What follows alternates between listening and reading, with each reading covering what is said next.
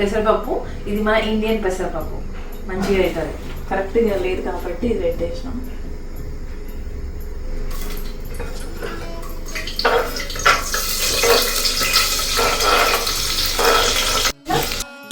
అసలు ఏదైనా మర్చిపోతే ఎట్లా, పోపుల డబ్బా. సో ఓన్లీ వాడిది మాత్రమే వెళ్తాం. ఆవాలు ఇవ్వట్లేదాం.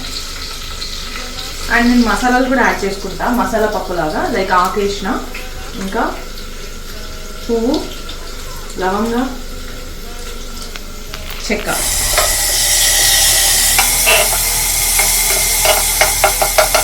కారం,